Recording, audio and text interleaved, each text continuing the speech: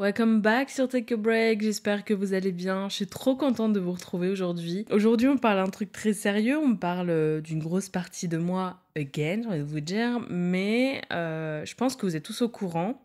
Il y a Vice Versa 2 qui est sorti au cinéma, pas du tout genre une promotion, je sais pas quoi. J'ai été payée pour le voir. Enfin non, oula, j'ai payé pour le voir. Du coup, il y a Vice Versa 2 qui est sorti au cinéma et of course, la nouvelle star de ce film, c'est Anxiety. Et voir ce film qui parle de la puberté, qui parle du changement, de devenir adolescente, de perdre tes copines, de prendre un chemin différent, de ressentir beaucoup d'autres émotions, bah, faut le dire, ça m'a touchée. Parce que comme le premier, je trouve qu'ils ont parfaitement compris ce qui se passe dans le corps d'une petite fille. Euh, Ouais, bon, t'as capté. C'est un peu bizarre de dire ça, mais... Et comme je vous disais, j'ai vu ce film et ça a failli, je vais pas mentir, me tirer quelques petites larmes. Mais je crois que j'ai rien en stock là. Donc j'ai pas pu pleurer, mais en vrai, ça m'a vraiment émue de voir ce film et de ressentir, depuis tout simplement le premier, l'impression d'être comprise. Et c'est fou parce que le personnage d'anxiété, je l'ai détesté tout le long du film. Genre vraiment, les personnes qui ont été le voir, on est d'accord pour dire que Anxiété, c'était vraiment la vilaine du film. Genre, elle est trop méchante. Et pour moi, c'est un signe du fait qu'ils l'ont trop bien réussi, tu vois. Quand je regardais le film, ça m'a donné premier degré de l'anxiété. Et j'étais pas bien, genre. Je comprenais parfaitement ce qu'il était en train de se passer. Genre, la volonté de vouloir bien faire les choses, de suranalyser la situation ou le futur, tu vois, pour être prête à toute éventualité. Et finalement, à la fin du film, j'ai aimé le résultat. Et franchement, j'ai aimé la voir un peu plus calme. Pour autant, elle n'était pas étouffée, tu vois. Et je me dis, mais en fait, c'est ça l'anxiété. On peut en faire ça. En fait, elle peut faire partie de nous sans pour autant nous consumer. Et autant que je me souvienne, j'ai toujours été accompagnée d'anxiété. En fait, je pense que dès qu'on a commencé à me rabaisser, qu'on a commencé à me faire sentir comme une moins que rien, bon bref, en gros, à partir du moment où je me suis fait harceler et que j'ai subi cette agression, j'allais dire agression de trop, mais il n'y a pas de quota d'agression, ça devrait être zéro, tu vois. Mais et ben à partir de ce moment-là, je l'ai senti en moi. On parle alors d'être introverti, d'être timide ou insociable. Moi, je parlerais plus d'avoir peur. Peur, tu vois, d'être encore rejeté, peur de ne pas suffire, peur de ne pas être assez intéressante ou drôle pour les gens. Puis finalement, tu vois, de cette peur, on vient avoir peur de sortir, peur de rencontrer des gens, peur de draguer, de flirter, de s'imposer au travail, de passer au tableau devant tout le monde, de s'exprimer, en fait, juste simplement d'être nous-mêmes. T'as l'impression que être toi-même, c'est jamais assez, c'est jamais suffisant, et surtout, c'est une raison pour laquelle on pourrait vraiment te bully, quoi. Tu vois, c'est pas du stress, c'est de l'angoisse, c'est de l'anxiété pure et dure. Mais avant de rentrer plus en détail dans ma vie, dans le pourquoi du comment, j'ai envie de parler de l'anxiété tout court. Un peu vous dire ce que c'est. Encore une fois, je ne suis pas professionnelle, ok? Donc moi, contrairement à certains, je suis pas pro et j'essaie de me renseigner au maximum sur des sites qui sont reconnus, des sites qui parlent de santé, etc. Mais je peux encore une fois me tromper. Mais si je me trompe, c'est parce que ils ont mal dit leur truc aussi. Du coup, quand on parle d'anxiété, quand j'en ai parlé un peu à mes proches là en ce moment, c'est assez marrant de voir qu'on le confond facilement avec le stress. Or, c'est 2 choses différentes, tu vois? Quand je dis: «Ouais, je suis trop anxieuse de la vie et tout», elle me fait: «Mais c'est normal d'avoir du stress». Non, mais non, parce que c'est pas la même chose. L'anxiété, c'est une anticipation du futur. C'est avoir peur de ce qui pourrait se passer. On est dans l'appréhension et dans une vigilance vulnérable devant une menace qui n'existe pas encore ou sûrement, la plupart du temps c'est le cas, jamais. Et tu vois, le stress, quant à lui, pour moi, c'est enfin, même pas pour moi, c'est le stress, c'est une réponse physiologique qui est déclenchée par notre cerveau pour faire face à un danger ou alors une situation préoccupante. Ça, c'est la différence entre les 2. On peut le confondre parce que, ça représente un peu les mêmes symptômes, on va dire, et un peu le même effet sur le corps, mais il y en a un où la cause est devant nous et elle se passe actuellement, et il y en a un où on se l'imagine, c'est simple. Bah, par exemple, un date, tu vois? L'anxiété pour moi, c'est de paniquer avant. Donc en gros, d'être mal parce que genre, je sais pas, il pourrait en fait ne pas te plaire, il pourrait te poser un lapin, il pourrait être méchant ou alors au contraire, parce qu'il y a pas que du négatif, il pourrait te plaire et dans ce cas-là, tu as bien envie de l'embrasser, mais comment faire? Comment faire pour l'embrasser, ne pas passer pour une fille facile et tout? Ça, c'est très compliqué, je trouve. Et ben, pour moi, ça, c'est l'anxiété. C'est d'analyser déjà une situation qui pourrait arriver, mais qui peut sûrement ne pas arriver, alors que le stress, c'est quand ça se passe vraiment, c'est, tu vois, le moment où, tu le vois s'approcher au loin de toi. Mon Dieu, quel enfer! Et le moment, tu vois, de se dire au revoir, pareil, on fait quoi? La bise ou un smack? Qu'est-ce qu'on fait? Ça, c'est le stress. Mais le stress, j'aimerais en parler dans une situation particulière dans ce podcast, donc pour l'instant, on va se concentrer sur l'anxiété. L'anxiété, ça arrive de 15 à 21 de la population au cours de sa vie. En fait, c'est assez commun, surtout de nos jours, tu vois, où on a accès à beaucoup plus d'informations qu'avant, donc on a beaucoup plus peur et on remet plus, en doute, bah, notre avenir dans enfin, quand je dis notre avenir, je parle pas de ton avenir, mais comme ça, je parle de tu vois, tu te préoccupes du fait que: «Putain, mais là, si je sors en boîte, dans cette boîte, la semaine dernière, il y a eu des cas de piqûres». Là, tu angoisses, tu projettes de l'anxiété sur une situation qui ne s'est pas encore passée à cause d'anciens événements. Moi, je vais être honnête avec vous, à chaque fois que je vois des chiffres, à chaque fois, je trouve ça petit. 15 à 21 de la population au cours de leur vie aussi, hein. Et j'ai ça parce que l'anxiété, c'est une émotion qui est plutôt courante. Mais l'anxiété, c'est quand même très passager et très court. Le moment où justement l'anxiété peut devenir un vrai problème, c'est quand elle est récurrente. Donc elle s'installe bien comme il faut dans le quartier cérébral, elle est là, vas-y j'overthink, vas-y je te fais croire des dingueries, que je te mets dans un réel inconfort et dans une détresse sans nom, et allez, on y va. Genre la panique totale. Vraiment la scène dans Vice Versa 2 où anxiété bug, ça représentait hyper bien ce qui se passe dans ton cerveau et Riley était hyper bien représenté en pleine période de crise d'angoisse et d'anxiété et je trouve ça hyper fort parce que généralement, je trouve que les crises d'angoisse, elles sont hyper mal montrées. Genre l'anxiété, je trouve que dans les films et dans tout ce que tu veux, qu'on a tendance à consommer, j'allais dire consumer, à consommer, et ben, je trouve que c'est hyper mal représenté, alors que dans Vice Versa, Pépitas, voilà, je le dis. Pour ceux qui savent, j'ai longuement, vécu dans le passé. J'ai longtemps été portée par ça, tu vois? Et je pense que l'anxiété, c'est aussi ça chez moi. C'est des événements du passé que je rumine et que je juxtapose sur le futur. On parlait de date là, il y a quelques instants, mais j'ai jamais autant détesté ça. Pourtant, j'aime bien flirter, j'aime bien draguer. Mais dès qu'on me propose un date, c'est pas le fait de m ah je non, je peux pas. Je déteste, voilà, je le dis, je déteste ça. J'ai l'impression que je vais perdre le contrôle, j'ai l'impression que si jamais il arrive quelque chose de mal, comme il m'est déjà arrivé durant un date, je je saurais pas quoi faire, en fait et c'est le problème et c'est le trauma qui est toujours installé et qui, du coup, engendre une anxiété. Tu vois? Je veux dire, avant un date, j'ai des bouffées de chaleur, j'ai un mal de cœur qui part pas. Quand on me parle de papillons dans le ventre, moi je trouve pas ça hyper romantique de dire: «Ouais, quand je l'ai vu, j'avais des papillons dans le ventre». Je sais pas, pour moi, si tu des trucs dans le ventre comme ça, c'est que ton corps réagit à, je pense, une certaine dose, d'endorphine ou de stress ou d'anxiété, j'en sais rien. Mais je trouve pas ça hyper glamouros, voilà. Je trouve que on parle beaucoup de ça en disant: «Ah c'est trop beau, j'avais des papillons dans le ventre». Moi, ça m'angoisse.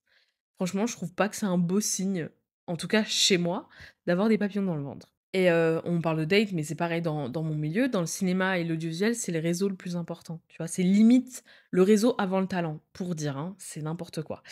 Mais je pourrais m'évanouir sur place, là, maintenant, genre tellement je ressens une vague de peur et d'émotion dans le corps quand je dois aller parler à quelqu'un du milieu. En fait, c'est marrant parce que ce que je suis en train de dire, ça s'appelle la phobie sociale. Ça en fait partie de l'anxiété, hein. C'est clairement, une phobie qui est alimentée par l'anxiété. Quand, quand tu fais un podcast ou que tu te mets sur les réseaux, tu vois, tu commences à faire la création de contenu avec ton visage, ta personne et tout, vas-y qu'on te catégorise comme une Gisèle, genre. Tu vis que pour les caméras. Et pourtant, je déteste être regardée, je déteste être le centre de l'attention et c'est sûrement et c'est même, je pense, que à cause de l'harcèlement que j'ai subi et ça, c'est de l'anxiété. J'ai peur de perdre mes mots, de me tromper de sens dans un mot, comme abstinence, abstention, des trucs comme ça. Dans le podcast, je sais que ça m'arrive énormément de fois, mais parce que en fait, j'ai un court-circuit dans le cerveau et le mot qui se ressemble, je suis en mode: «Putain, c'est ça!» hop, je le prends direct du tiroir alors que c'est pas ça. C'est pas ça que je voulais dire, c'était le tiroir d'à côté qu'il fallait que je prenne le mot et du coup, c'est des choses qui m'arrivent tout le temps. C'est pas que dans une période de stress et cetera parce que la preuve, quand je fais un podcast, je suis pas stressée ni anxieuse. Si, ça m'arrive d'être anxieuse, mais je veux dire, je suis pas non plus en panique. Je sais que si je me trompe, je peux recommencer. C'est juste purement dans ma tête de: «J'ai un problème avec ça» et je pense que c'est une certaine dys quelque chose que j'ai et du coup, j'ai peur d'apparaître comme une idiote. Enfin, je me dis: «Imagine, je vais voir genre un réal que je kiffe et je me dis: "Putain, en tant que prod, j'aimerais bien travailler avec lui et tout"» et je sais pas, je viens vers lui, comme j'ai fait au travail, l'année dernière là. Il y avait des bugnes, OK? Il y avait des bugnes, mais je crois que je l'ai déjà dit, non? Je sais pas, bon bref. Il y avait des bugnes, parce que c'était mardi gras et ici on appelle ça des bugnes. Bon, moi ça s'appelle un beignet, mais bon, c'est pas grave et je sais plus ce que je dis, je fais: «Oh putain les burnes» et je vous jure, personne n'a rigolé parce que genre, s'il vous plaît, réagissez au enfin, je me suis excusée tout de suite, je vais dire: «Oh non, bune, pardon», mais premier degré, juste, ça se ressemble, je prends le mot qui sort le plus vite de ma tête, je le mets, c'est tout. Imagine, je dis ça à un réal que je kiffe, tu vois? Franchement et ça pourrait être une bonne anecdote comme ça pourrait être un truc de: mais comment elle peut me représenter alors qu'elle est incapable de bien parler la France et qu'elle pourrait se tromper? Donc là, on est dans l'auto-sabotage de: «Je vais anticiper ce que je pourrais dire et si je me trompe et du coup, j'anticipe ce que lui pourrait se dire sur moi». Oh là là, je mets un frein à ma vie, mais tellement imposant et même si c'est facile, tu vois, de me dire: «Bon allez, c'est pas grave, tu sais ce que tu as à dire, sois toi-même et tout». C'est plus facile à dire qu'à faire, soyons honnêtes. C'est comme le: «Tu es triste, arrête», enfin, c'est exactement le même truc. Et du coup, pour parler d'anxiété, lundi, je suis retournée chez la psy parce que, j'avais l'impression de servir à rien. Voilà, je vais être honnête. J'ai déjà dit, hein, c'est pas nouveau pour vous. Je remets tout en question et j'avais peur de rechuter, dans un mood dans lequel j'étais avant, donc dans une déprime assez forte. Et donc j'ai été voir une psy et quand je lui parle de mon problème, sa solution, ça a été de me dire de me sociabiliser plus. Donc genre de rencontrer des nouvelles personnes, de chercher des activités à plusieurs avec des inconnus, des associations et tout. Et j'étais là genre elle m'a dit: «Vous pensez que c'est faisable?» Et vraiment je lui ai dit, je fais: «Vas-y, ça sert à rien de vous mentir, je vais être honnête avec vous, c'est pas faisable». J'ai là, c'est la première fois qu'on se voit, je vous dis que ça, c'est ma plus grande peur, je peux pas. Genre c'est terrible. C'est la solution à ma solitude qui engendre aussi de l'anxiété, c'est de combattre mon anxiété, en fait. Genre, il y a rien de naturel là-dedans. Comment je suis censée sortir de là? Comment aller mieux, tu vois? Je veux dire, je dors plus la nuit, je suis fatiguée. Ça, c'est un truc dans lequel je pense beaucoup vont se reconnaître, mais j'ai peur d'aller dormir. Comme si genre j'avais pas assez profité de ma journée et quand je dors pas et donc du coup que je m'endors hyper tard, je m'en veux parce que je sais que demain je vais me lever après 9h30. 9h30 c'est mon quota pour me dire que vas-y c'est bon, tu as assez dormi et tu vas assez profiter de ta journée. Si je me réveille après 9h30, je me dis: «Vas-y c'est bon, tu as gâché ton temps». Donc qu'est-ce qu'on fait ce soir? On dort plus tard hein, et ça en boucle, hein.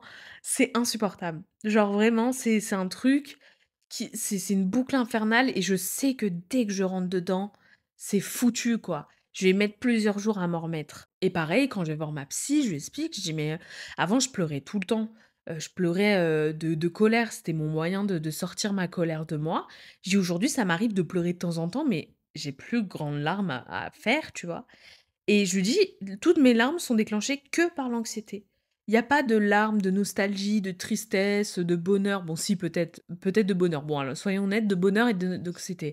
Mais je dis: «Mais quand vraiment je sens une émotion me submerger, c'est à cause de l'anxiété». Et je le redis, mais c'est le truc, si j'en ai fait un épisode, c'est pas pour rien, j'ai peur du lendemain. C'est pas une petite peur, c'est une vraie peur. L'anxiété, c'est d'être emprisonné dans ta tête, c'est de ressentir une solitude profonde, tu vois? Qui te mène à penser que dans tous les cas, personne ne comprendra ton point de vue. Tu passes plus de temps à t'inquiéter des événements futurs, tu en deviens malade, que de vraiment vivre l'instant présent. Et ça, c'est un truc, je me dis, j'en peux plus. Je dis, avant, je vivais dans le passé. Je me suis dit, putain, trop cool, maintenant, je m'oriente plus vers l'avenir. Mais en fait, je suis bloquée dans l'avenir. C'est fou quand même. Et ouais, et j'arrive pas à vivre l'instant présent. J'ai souvent, enfin souvent, en ce moment en tout cas, on va pas dire souvent, en ce moment, j'ai ce truc de, même entourée, je suis seule. C'est-à-dire que quand je suis avec mes copains, je suis pas là. Et ça me terrifie. Je pense que dans ta vie, tu combattras tout le temps et tu devras apprendre à vivre dans le présent. Et c'est ce que je disais, je ne comprends pas. J'ai essayé de combattre le fait que je vivais dans le passé, que j'étais très angoissée à cause du passé. Et finalement, je me tourne plus vers l'avenir et je me rends compte qu'en me tournant vers l'avenir, j'arrive toujours pas à vivre le moment présent. En fait, j'ai ce truc, je me gâche le moment à me dire, mais putain, et si c'était la dernière fois que je le voyais? Et si c'était la dernière fois qu'on passait un moment tous ensemble? Et si c'était la dernière fois que, je revenais dans ce restaurant? Et si c'était la dernière fois, que c'est terrible ce que je vais dire, mais ça me fend le cœur à chaque fois. C'était la dernière fois que je voyais mes grands-parents. Et en fait, j'ai toujours ce truc de, je vis pas l'instant présent et j'ai peur de la nostalgie de plus tard, de me dire: «Ah, t'aurais dû, tu dû». Tu vois, il y en a plein qui se disent: «Bah, écoute, si on se parle plus, c'est le mektoub», tu vois? Genre, c'est normal, c'est le destin. Si je reviens plus là, c'est le destin. Si c'était la dernière fois que je voyais mon appartement avant de déménager, c'est le destin. Mais des trucs comme ça où je suis en mode: «Mais moi, j'arrive pas». Je vous envie, hein, énormément.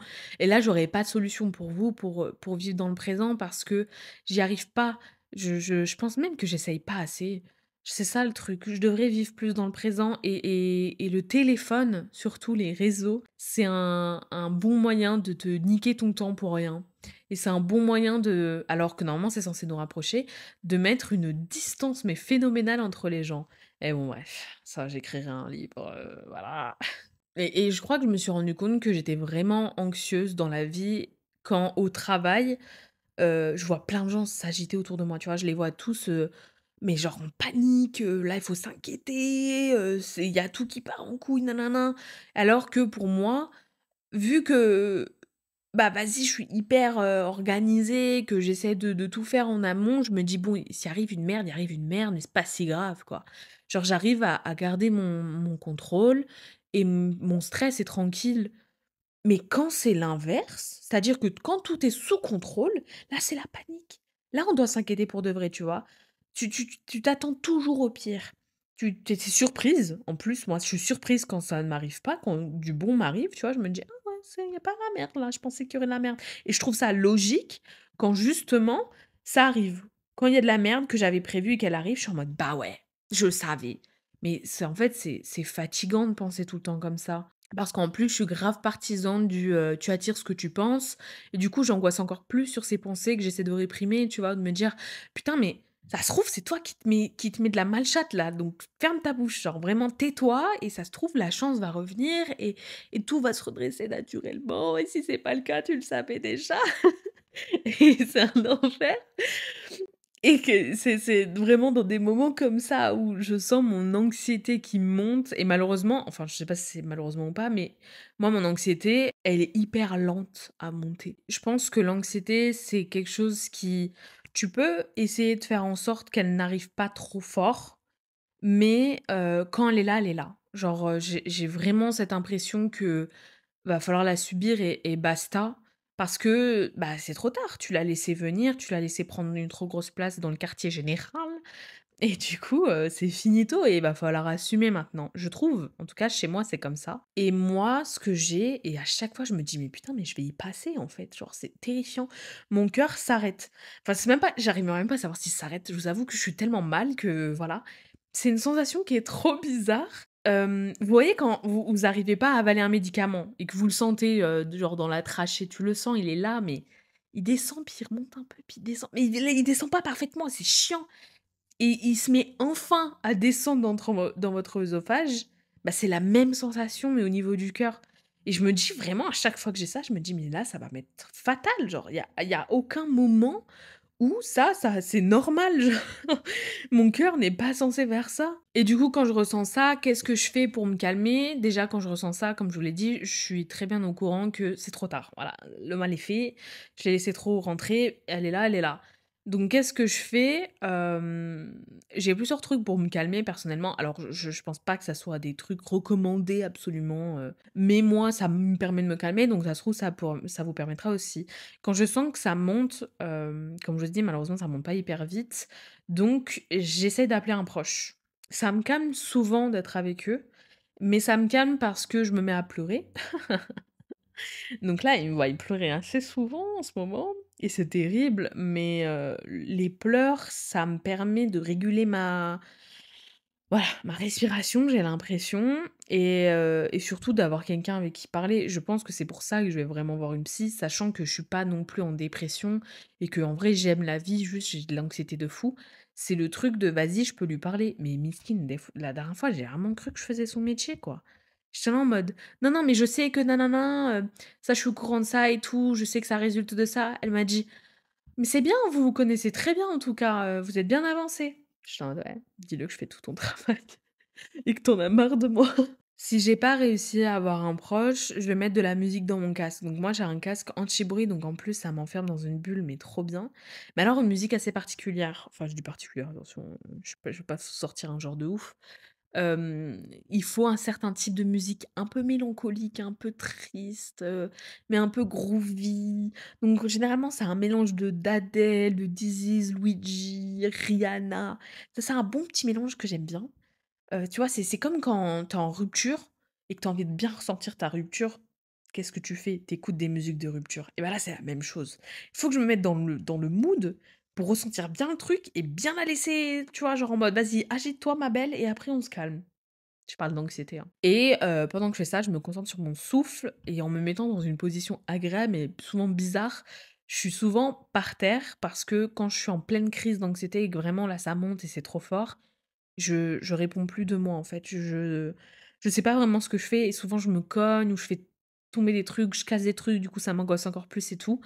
Enfin, je casse pas des trucs, je suis pas en train de les lancer, c'est juste que je suis hyper maladroite parce que tout est flou dans mon corps à ce moment-là et donc je vais me mettre soit par terre, soit vraiment allongée, genre on dirait une sardine sur le lit. Mais vraiment par terre, c'est une position que j'aime bien, même si c'est bizarre parce que elle est censée me couper le souffle un peu cette, position, mais je me mets par terre, heu et je viens mettre mes 2 bras sur mon lit, ce qui fait que je suis dans une position assez agréable et puis ça finit par passer parce que c'est passager, je vous l'ai dit et que ça passe tout le temps. Maintenant, l'anxiété, ça a des côtés positifs malgré tout. Généralement, je me trouve un peu trop négative quand je parle de la santé mentale et je parle de mon point de vue, de comment j'améliore le problème et cetera, mais je parle jamais du positif de ressentir autant de choses. Eh bien, il y en a dans l'anxiété, parce que je m'en suis rendu compte et surtout que je l'ai lu aussi, qu'il y en avait et je me suis grave reconnue dans ce qu'il disait. Mais en premier lieu, je trouve que tu as l'organisation. Pour être sûr de pas te mettre des bâtons dans les roues, tu vois? Tu fais en sorte de bien t'organiser en amont et je trouve que du coup, tu contrôles l'anxiété parce que tu la laisses pas te déborder en disant: «Putain, c'est la panique! Wouh, wouh, wouh, wouh!» Genre, tu là, tu pardon, le signal d'alarme et tout. Juste tu réagis en amont, tu préserves ton anxiété, tu vois? Tu travailles avec elle, mais tu la préserves en te disant: «Écoute, regarde, on a bien tout organisé, normalement, s'il y a une couille, on va pouvoir la gérer, il y en aura pas 30 000». Après, tu as l'imagination. Le nombre de fois, tu vois, où je me suis imaginé des scénarios et que ça soit positif ou négatif, mais à cause de l'anxiété, je me suis imaginé des trucs. Je pense honnêtement que, l'anxiété te permet une certaine imagination que d'autres n'ont pas, tu vois? Et il y a une phrase de Mark Twain, un écrivain qui dit: «J'ai vécu de nombreux naufrages qui n'ont jamais eu lieu». Et j'étais en mode: «Putain, moi aussi!» Franchement, j'ai fait tous les films sur terre, dans ma tête. Je les ai jamais vus, je les ai faits, alors que je suis pas réal, tu vois? Et le dernier truc avec moi, en tout cas, je suppose peut-être qu'il y en a plus, mais en tout cas avec moi, c'est l'empathie. C'est vrai que j'ai toujours, analysé tout et j'analyse, aussi les gens contre mon gré, à vrai dire. Mais souvent, je sais en avance les actions des gens, genre c'est hilarant. Ou alors j'arrive à lire, les émotions qu'ils essaient de réprimer, tu vois?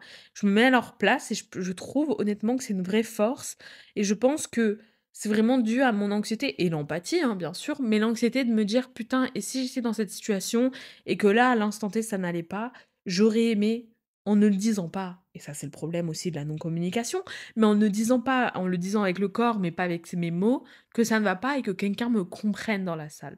Donc c'est vrai que je me trouve assez empathique sur ça en tout cas. Et quand on prend le dessus sur l'anxiété, l'empêcher, tu vois, de nous contrôler, mais plutôt de faire en sorte de collaborer ensemble, on peut faire de jolies choses. Donc on anticipe tellement de choses que généralement l'anxiété nous sert plus qu'elle nous dessert. Aider l'anxiété, c'est vraiment nous aider nous-mêmes. Je trouve que la réprimer, c'est réprimer une partie de toi et c'est surtout, enfin, c'est se mettre des bâtons dans les roues, tu vois?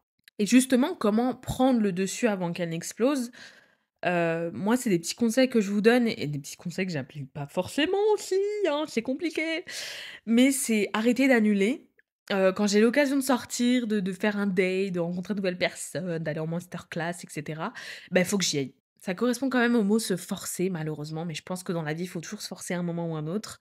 Mais je crois qu'il y a que ça à faire en fait, surtout avec l'anxiété, parce que fuir le moment, fuir ce que ton anxiété te fait te redouter, c'est la laisser gagner, tu vois? Et c'est t'enfoncer encore plus dans une solitude dans laquelle tu arriveras pas à t'en sortir.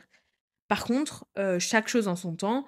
Vous voyez quand, ma psy, elle m'a dit: «Oui, il faudrait que tu trouves une association et que tu fasses des sorties avec des gens que tu ne connais pas, nin nin». J'ai dit: «Là, c'est trop. Là, c'est trop. Demande-moi des trucs petit à petit, genre, on y va tout doucement, on se renseigne un peu, on parle déjà sur, les réseaux avant de se voir et tout». Tu vois, des trucs comme ça, tout doux, on y va vraiment tout doux. On te demande pas de faire un festival solo là maintenant, tu vois? Faut que j'arrête de dire: «Tu vois?» Je suis en train de m'insupporter moi-même. Tu vois? Je trouve aussi que, voir les choses d'un autre œil, c'est hyper important. C'est-à-dire arrêter de se concentrer sur l'événement, mais plus sur le processus. Enfin plus sur, moins sur le but et plus sur le chemin, tu vois? T'as par exemple, je sais pas, une réunion importante demain pour gagner le projet qui rapportera beaucoup en termes de chiffre d'affaires, à ta boîte. Déjà, tu te rappelles d'un truc, c'est pas la boîte à ta mère, de une, mais surtout tu te concentres sur ce que tu dois dire, sur ta présentation et non sur la finalité de l'histoire. Si tu connais ton sujet, t'as aucune peur à avoir. Bah, tu peux avoir le stress sur le moment T, je le comprends, mais le stress, une fois que t'es lancé, il y a plus rien. Mais n'aie pas peur de dire: «Putain, mais si j'ai pas réussi à être convaincante, ça veut dire que le chiffre d'affaires, il va être un peu cata à cause de moi, nanana». Il faut rappeler que personne n'est parfait. Tu vas peut-être, genre, bafouiller, te tromper, dire des bêtises et c'est pas grave. Il y a aucune pression à avoir. S'il y a d'autres personnes qui te mettent une pression folle autant sur tes épaules, c'est eux le problème, pas toi.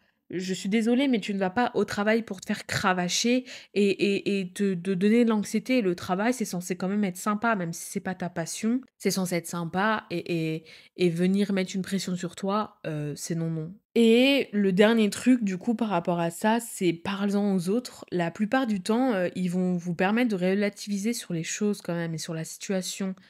Typiquement pour une réunion, moi, ça m'arrivait de dire: «Non, mais je suis pas prête». Alors, le problème étant que, comme je dis, dans le point 1, il faut se forcer parce que si tu ne forces pas, à un moment, ça va pas le faire.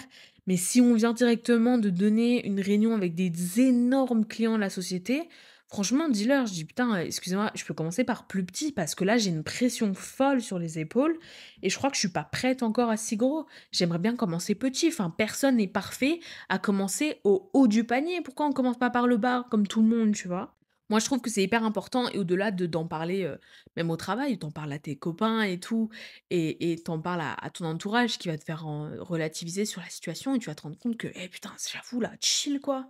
Enfin bref, comme je l'ai dit au tout début, l'anxiété, c'est pas la méchante du quartier général. Il suffit juste de collaborer avec elle pour sortir le meilleur de vous-même, voyez? Et ça, c'est beau et je finirai par: parce que ressentir, ce n'est pas faillir, c'est mûrir et découvrir. Je vous fais de gros bisous, prenez soin de votre quartier général. Lily, bye bye.